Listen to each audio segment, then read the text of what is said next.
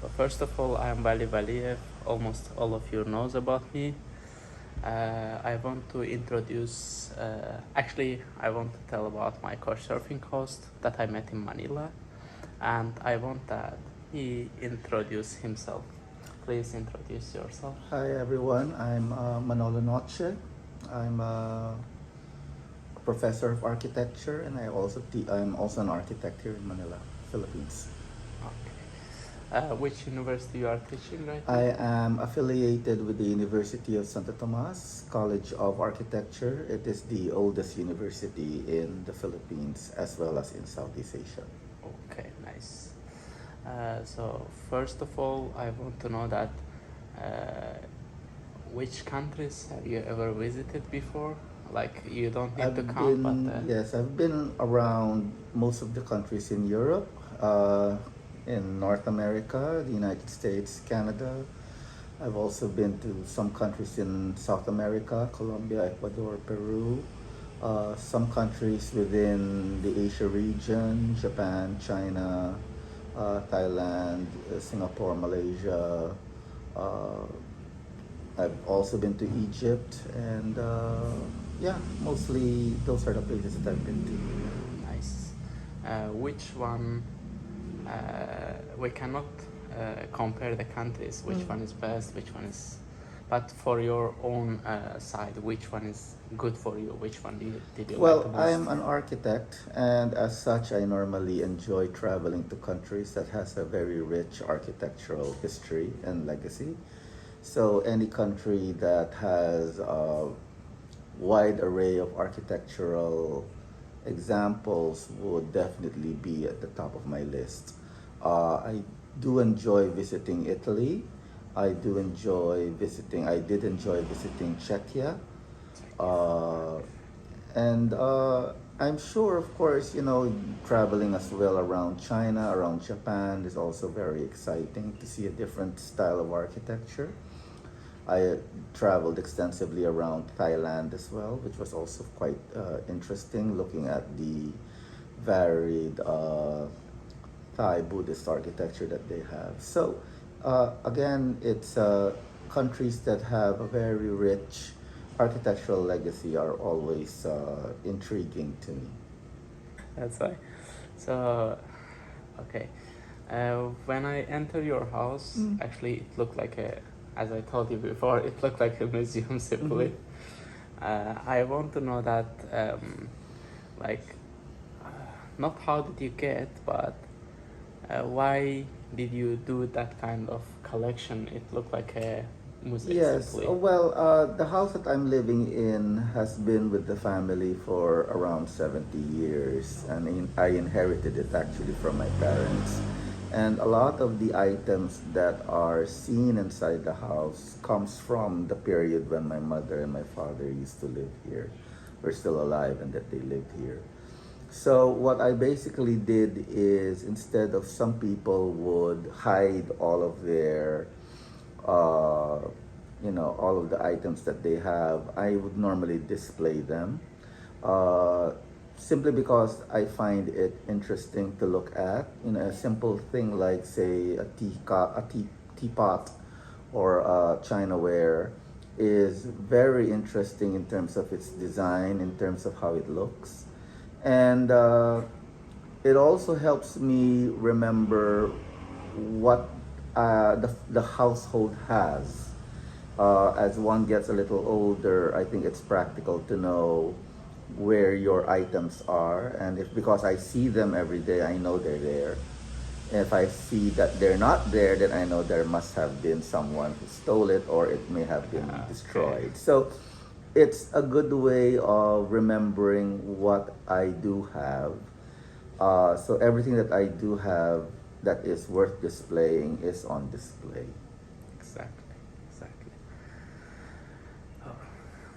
So another question, it's also related with the home and the stuffs that you have in the home, that these are mostly from which culture? I mean, the home stuffs Yes. and the Well, the style. style of the house is mid-century modern from the 1950s. and a lot of the furnishing also come from that period of time. And some of the appliances as well are from the period, from the 50s, from the 60s. A good number of them still work. Those that are a little bit needing of repair, I'm still able to find people who can repair them, so they still work as well. So it basically works within the general style of the architecture of the house. So all of the elements that you find in my home are from that particular time frame. They're from that particular period, except for, of course, some modern devices which I need to use on a day-to-day basis, and some appliances which needs to be modern to a certain extent, like a refrigerator or an air conditioner or what have you. But otherwise, it is literally a living museum from the 1950s to the 1960s. A lot of my visitors and a lot of my guests find it very interesting and intriguing to live in. And I'm very happy that my guests love what they see, and that it is a very good introduction to what family home in the Philippines looks like. This is 1960 Philippine style? Yes, 1950s, 1960s Philippine style. Okay. Yes, yes. Okay, nice. It's fairly a big house, but then a lot of the houses in the Philippines are of this size to a certain extent. A lot of the houses do have a garden in front, and there is also a small little garden in the side and in the rear. It's just that my house still retained the garden. A lot of the families nowadays would normally convert the garden into something more useful, like say an extension of the house, or a garage, or a Like a store, storage. or what have Okay. you. But in that, when I was growing up, most houses would do have a garden in front, which of course created a very nice green ambiance if you're walking along the street, Asian because you style. have gardens around. This unfortunately is not seen anymore, brought about by the need for houses to expand and be utilized for modern use. So another question, thank you for that. But another question, Philippines has amazing places. I mean the nature. I don't mean that some places are good, some places are bad, but that about the nature and the style is very very like different, and nature mostly green. So why specifically you choose to stay here? I know this is your family house, but Yeah. you choose to specifically stay Well, in Manila. Quezon. number one, because I was born here. So there was really no reason for me to leave the Philippines or to leave this place. My neighborhood is still fairly pleasant. It's still quite decent and quiet, and it's very accessible to everywhere. So that is, I think, the major important factors, that there is still peace and quiet in my neighborhood, as well as its location is very accessible to the train, to mass transport, and to a lot of the important places one has to visit within the city.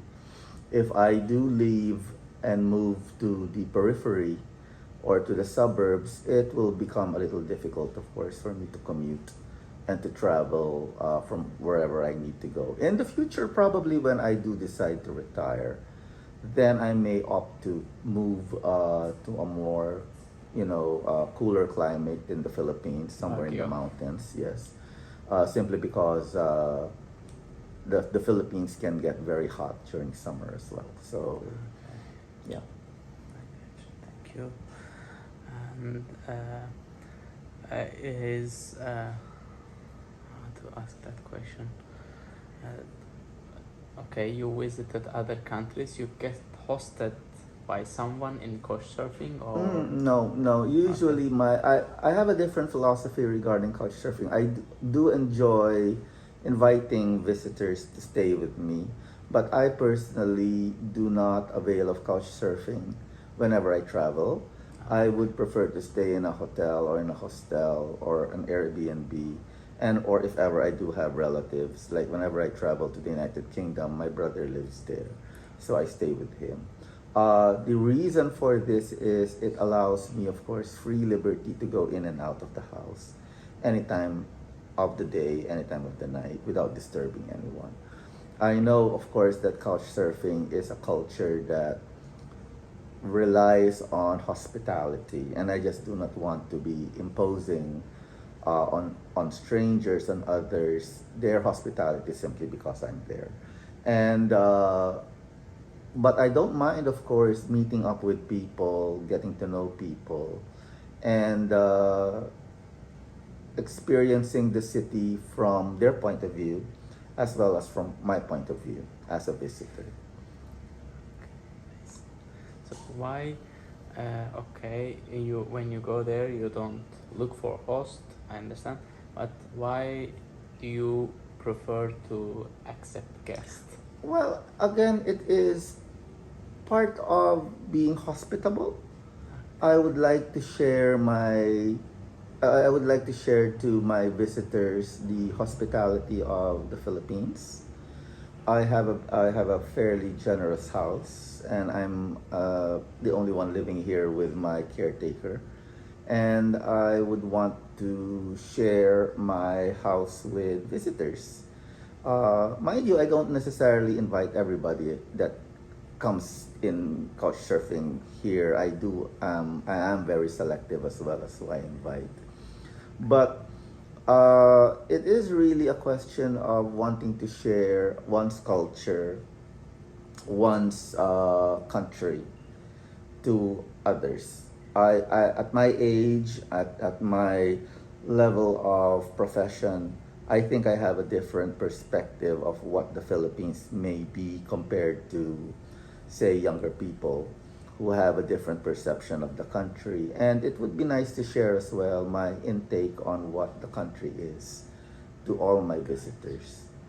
So yeah, it's really a matter of cultural exchange, getting to know others, and hosting people from really unusual places like Azerbaijan. Azerbaijan. And prior to your arrival here, I had a visitor from Latvia. So That's it is fairly unusual for you, and it is heartwarming, of course, for us to have visitors coming from these countries, because that would only mean that the Philippines now is becoming renowned even in far-flung areas that normally people would sort of like wonder where is the Philippines or what is the Philippines. So yeah. Mostly because of the social media, people come. Yeah, social media, of course, works as well. And then, of course, the diaspora amongst Filipinos, they're everywhere. So I'm sure there is contact with all nationalities with a Filipino somewhere. And it begins with that. When either social media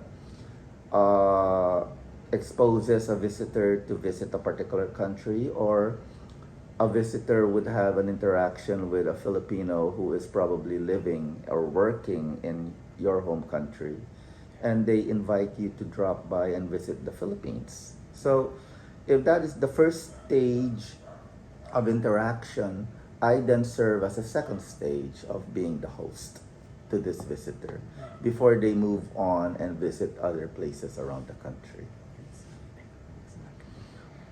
And and another, the I want to just get point of view of yours. I want to know that how, like, the generation of the young generation of the Philippines and comparing with the young generation of other countries, let's say non-Asian countries. Like, what is the difference for you that you can see in between Well, I them? think to a certain extent, foreigners who come to the country are a little bit more adventurous than Filipinos when they travel. Filipinos in general, when they travel, are usually do so as a group, normally with family or normally with close friends. I hardly know of any Filipino who would travel by themselves and hook up with other travelers. They're not as adventurous in that respect. And probably it is the question of what do they look at when they travel.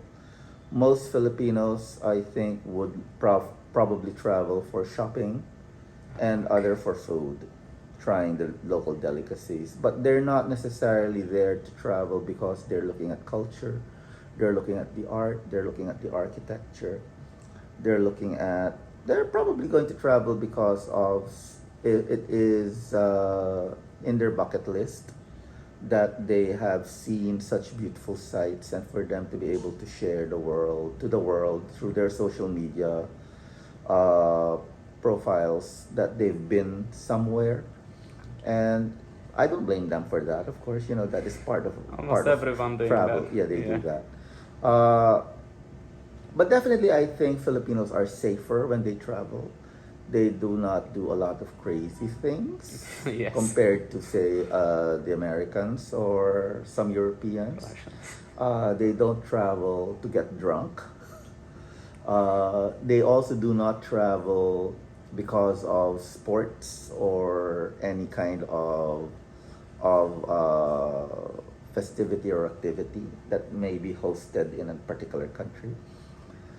Filipinos, by general, are very frugal when they travel. In short, they're not really out to spend a lot. Uh, so I think that's the big difference. The foreigners that I have seen who come here to the country are, I would like to think, quite adventurous. Some of them, of course, want to see what the country traditionally has to offer, and others, on the other hand, really want to explore somewhere that is out of the beaten track and where no other foreigner can be found. So they want to discover really unusual places, and I'm more than happy to share with them where they could go. And some of them are actually very grateful that I recommended such places because they really had a wonderful time visiting those places. Actually, Zambag, what's the place from Philippines to Sabah? Mm-hmm. The The city. boat, yeah. Mhm. Yeah, I found that already. Okay. So Yeah. most probably Yeah. I will take that Yeah, trip. there's Zamboanga to Zamboanga, Sandakan, yeah. Yes, thank you so much. Mhm. And lastly, I don't want to bother you much, but I want to ask one more question. In your age, what is your, let's say, recommendation Mhm. to like young generation? I can count myself as a young generation because I'm 27, 28. Mhm. So, what is your recommendation in the travel? Because you visited almost more than half of the world, Mhm. and in the life in general. Well, of course, life is very short.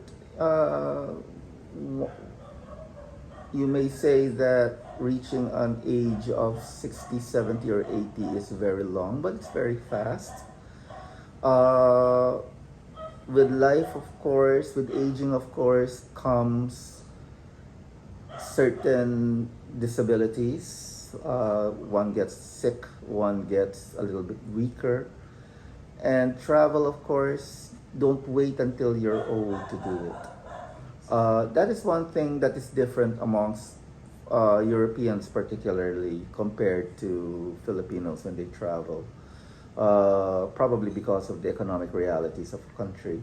But it allows more Europeans to travel at a very young age, and that's part of their adventurous spirit. Some of them travel with no money whatsoever, and yet are able to survive, brought about by their sense of adventure. Filipinos, by general, are not. They're very safe. If they cannot, if they and safe, and at a certain extent probably proud, in the sense that they will not want to receive charity or hospitality coming from strangers, and probably, yeah, safe and proud to a certain extent. Whereas foreigners, on the other hand, are very trustful of strangers, and would easily follow someone who invites them to Exactly.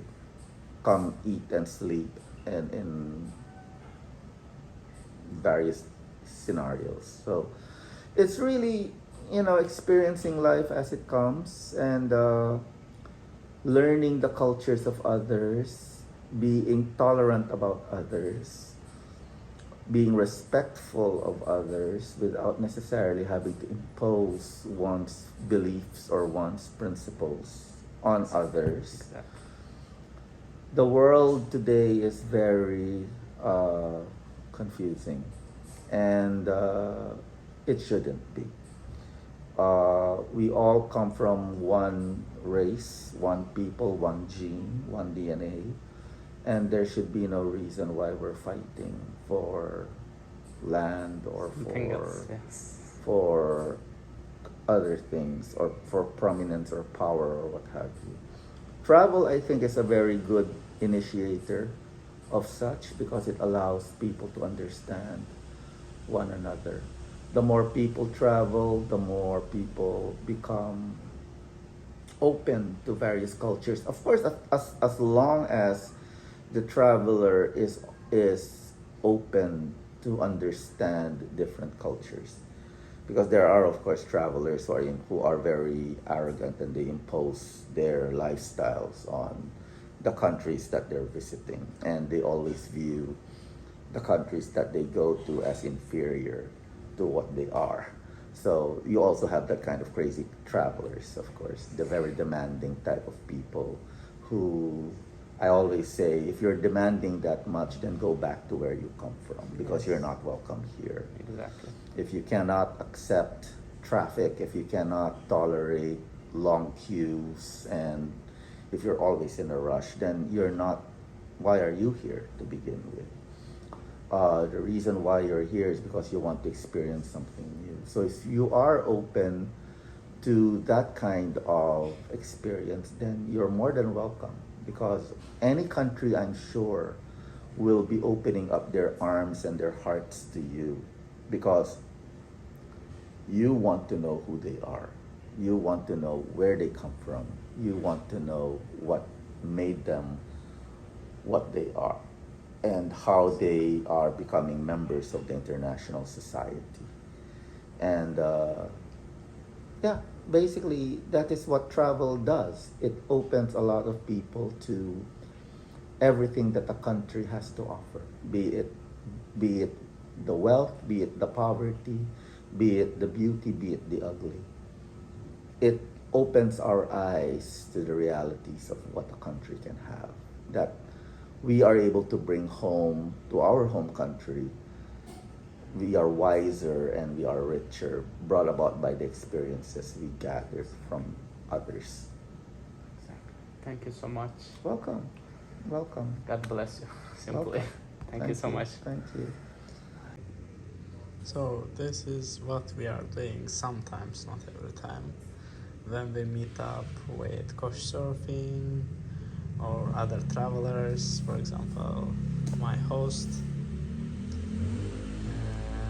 I write in my language about my host, Manuel in Manila, Quezon actually. You can see in different people from different countries, Latvia, also Cameroon, I know him from Malaysia, he's from South Africa. So there's different people, Carlo from France, and yeah, you can see different languages from Russia, from Warsaw, from Poland. They write a review about him and his place, Poland, Portugal, and where is that, Taiwan, and yeah, from somewhere, I don't know. There is a lot of India and maybe France, I don't know exactly. Indonesia, for example, I can read this text. Is from somewhere, I think from Spain, from Taiwan, from Germany, from Philippines, Taiwan, and then Switzerland, and Japan, I think. Yes, Japan. See different France, different countries, different people, different nation. Poland, for example, and again Turkey, and then here Poland, Israel, and from Morocco, France, Poland, United Kingdom, I don't know, Portland, Oregon, United States. Oh wait, United States? Oh no, I thought it's my friend, travel friend. Cyprus. Yes, I don't know what is this language. Yeah, most probably Balkan or Baltic language. From Philippines, France, Croatia, yeah, Uruguay, another Turkish, most probably China. I don't know this as well. China, maybe 2017, as you can see. 2016, Denmark, Ecuador, Hungary, Japan, Estonia, Turkey,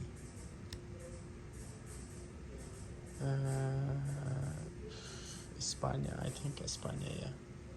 Canada, and 2014. It's history here in this book. 2014, and Russia, and this, I don't know which country is that.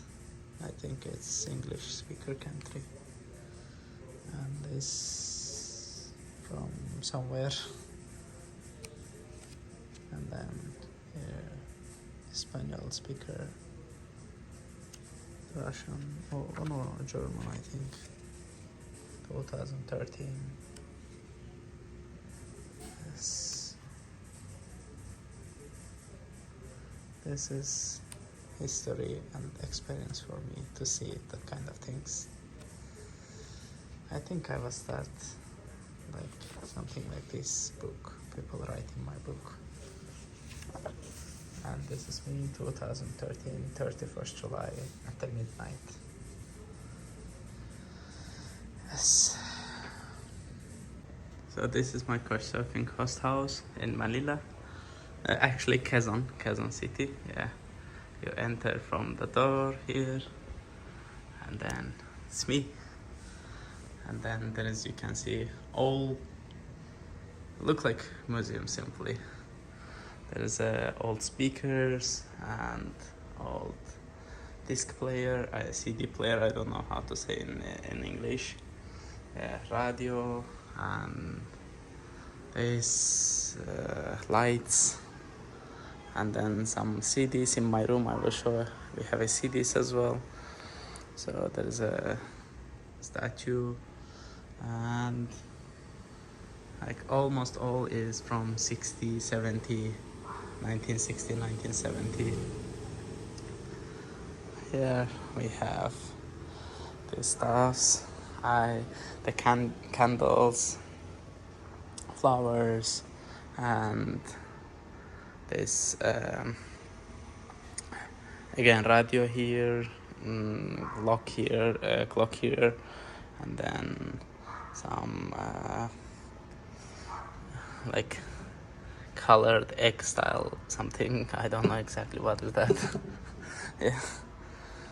And this is what he drew, his architect, and this all he paint and draw by hand with pencil and water. What is this? I forgot. Water paint. Yeah, water painting. My camera is blurry. I don't know. Yeah, because of the light, most probably. Yeah, and this is another painting that he did.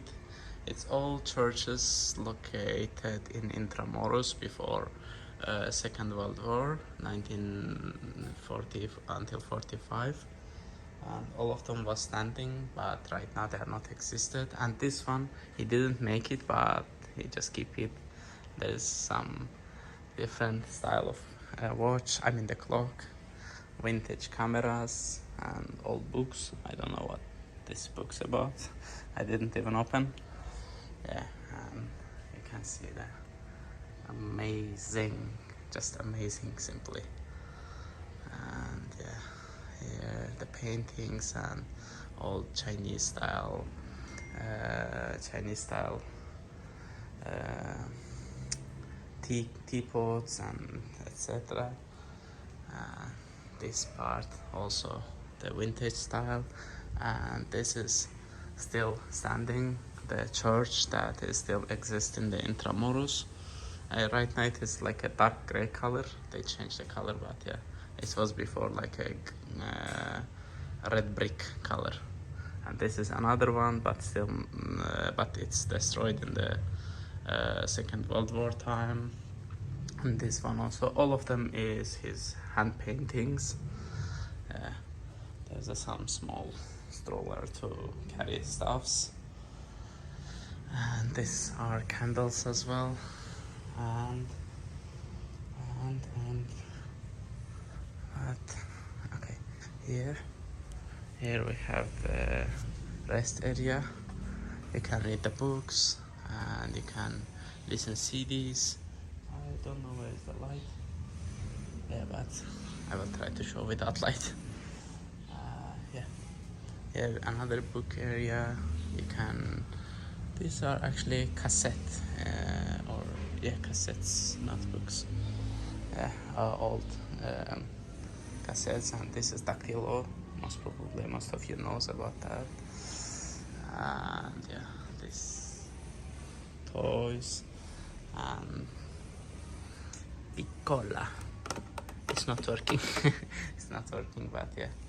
And this is another player. And yeah, here is like a French style bicycle, single, not bicycle, yeah, just just single wheel bicycle. And then yeah, Godzilla, etc. And here as well you can see. Yeah. And then here's the smart dog, and here's the like a kitchen area, small. And we have actually this at home. This is sewing machine. We still use it in Azerbaijan. And this is kitchen, very colorful. And so because of the Philippines is hot, so there is no required to have a windows, proper windows, just windows for protecting from the sun. I mean the rain, sorry. And yeah, here is like a technologic stuffs. And then I show you my room. And here globe, and here Azerbaijan. First of all, I show you Azerbaijan, Baku, Caspian Sea, Azerbaijan, Baku. And here some toys. Here is and big toys, and some examples as well. Here is Mary and Jesus and others I don't know. Yeah, and here we go. Here is my room, a little bit bad condition. I mean, I made a mess a little bit. Yeah.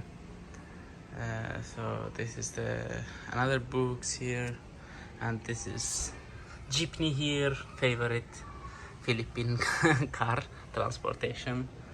And here is his awards from different universities, like this. And then here another awards, the behind, it's like a stylish hours, that's why he keep it in the behind. And let's close, and then there's me again. And then here we have the CDs.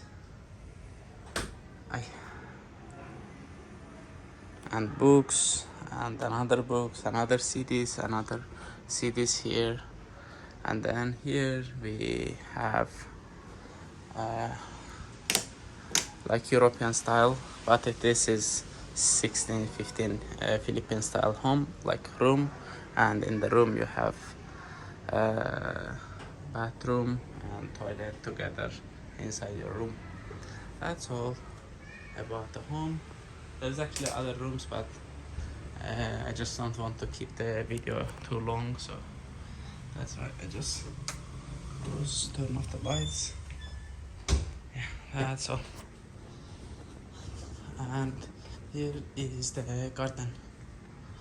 Let me open the door. How to open? It's, I think I need to unlock it first. Yes. Here's the garden.